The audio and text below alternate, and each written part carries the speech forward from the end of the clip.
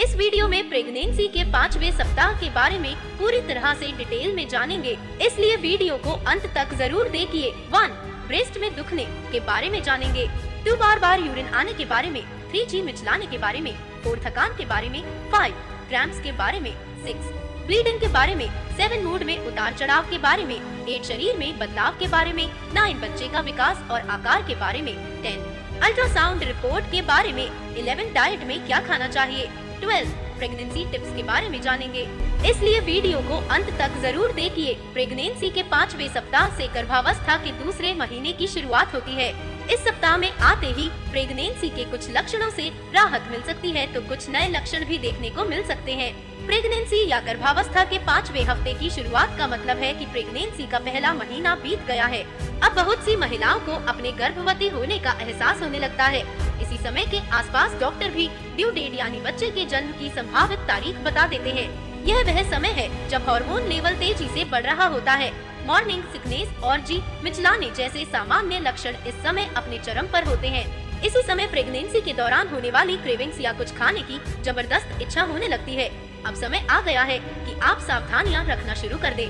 मसलन क्या खाना है और क्या नहीं, क्योंकि बहुत सारी ऐसी चीजें होती हैं जिन्हें खाने से आपके पेट में पल रहे भ्रूण को नुकसान पहुंच सकता है। कहा जाता है कि प्रेगनेंसी की पहली तिमाही पूरी प्रेगनेंसी में सबसे मुश्किल होते हैं। शरीर में छोटे छोटे इतने बदलाव आते हैं कि उनका हिसाब लगाना मुश्किल होता है, पर ऐसा भी होता है कि कुछ महिलाओं को कोई भी बदलाव नहीं दिखाई देता। ब्रेस्ट में दुखना प्रेगनेंसी के सबसे पहले लक्षणों में से एक है। ब्रेस्ट में दुखन, चूँकि इनका विकास होना शुरू हो जाता है, इसलिए दर्द आम है। बार बार यूरिन आना, आपको बार बार पेशाब आने की इच्छा होने लगेगी। ऐसा आपकी किडनी में हुए बदलावों की वजह से होता है।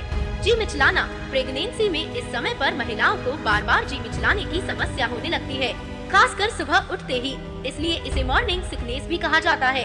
दिन में कब कौन सी चीज की खुशबू बुरी लगने लगे कहा नहीं जा सकता, लेकिन कुछ महिलाओं का बिल्कुल भी नहीं मिचलाता, जो कि सामान्य बात है। थकान 5वें हफ्ते में अचानक बहुत थकान और कमजोरी महसूस होने लगती है।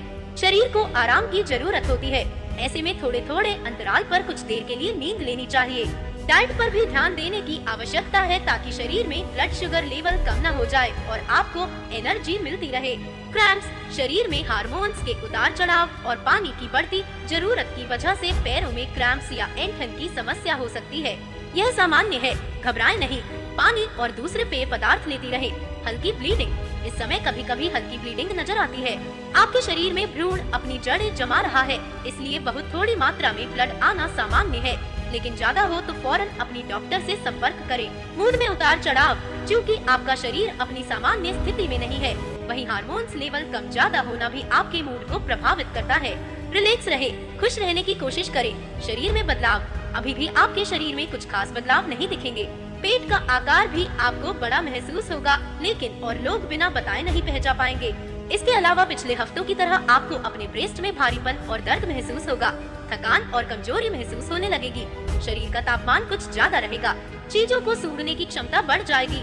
हार्मोन्स का उतार चढ़ाव जारी रहेगा, जो बार बार मूड बिगड़ने के रूप में दिखाई देगा। ब्लास्टोसाइट के यूटेरस में इम्प्लांट होने पर स्पॉटिंग दिखाई दे सकती है, मतलब खून की एक बूंद दिखाई दे सकती है। बच्चे का विकास, इस समय आपके बच्चे का आकार बहुत छोटा है, लगभग संतरे या सेब के बीज जितना, मतलब 0.13 इंच जितना। बच्चे के स्वास्थ्य के लिए भी यह अहम समय है, क्योंकि इसी समय उसके दिमाग में न्यूरॉन्स का विकास होता है। बच्चे के दिल, दिमाग और रीढ़ की हड्डी बन रही है और लगभग एक हफ्ते बाद आपके बच्चे का नन्हा सा दिल धड़कने लगेगा। अल्ट्रासाउंड रिपोर्ट, आपके 5वें सप्ताह में हुए अल्ट्रासाउंड में एक काला घेरा दिखाई देगा, ठीक चौथे सप्ताह की तरह। यह एमनियोटिक सैक है, इसी में भ्रूण पनप रहा है। डाइट में क्या खाना चाहिए? जल्द ही आपको कैल्शियम की बहुत जरूरत होगी, इसलिए दूध, पनीर, दही जैसी चीजें खाइए। इसके अलावा आपको कब्ज से बचने के लिए पर्याप्त मात्रा में पानी पीना चाहिए। विटामिन सी वाले फल, हरी सब्जियां, फल, साबुत अनाज और दालों को अपनी डाइट में शामिल करें ताकि पर्याप्त पोषण मिल सके। जंक या फास्ट फूड से दूर रहें। कॉफी से परहेज करें। अब से जो भी खाएं उस पर ध्यान दें। प्रेगनेंसी टिप्स, कच्चा खाना खाने से बचें, खासकर मांस मछली, इससे इन्फेक्शन हो सकता है जो अबॉर्शन की वजह बन सकता है। पालतू जानवरों से भी बचें। स्वस्थ जीवन शैली अपनाएं, नशे वगैरह से दूर रहें। डॉक्टर ने जो फोलिक एसिड सप्लीमेंट दिया है उसे नियमित रूप से लेती रहें। तनाव से दूर रहें। हल्की फुल्की कसरत करें लेकिन ज्यादा उछल कूद से बचे। अभी कहीं यात्रा न करें। कोई भी दवा लेने से पहले अपने डॉक्टर से सलाह जरूर ले ले। शुरुआती सप्ताहों में पपीता, अनानास जैसे फल न खाएं, जिनसे गर्भपात का खतरा बढ़ जाता है। पहले गर्भपात हुआ हो तो इस दौरान शारीरिक संबंधों से परहेज करें। प्रेगनेंसी पहले महीने से आखिरी महीने तक वीक बाय वीक वीडियो देखने के लिए चैनल प्लेलिस्ट एक बार जरूर चेक करें। फिर मिलते हैं प्रेगनेंसी के 6 वीक के वीडियो।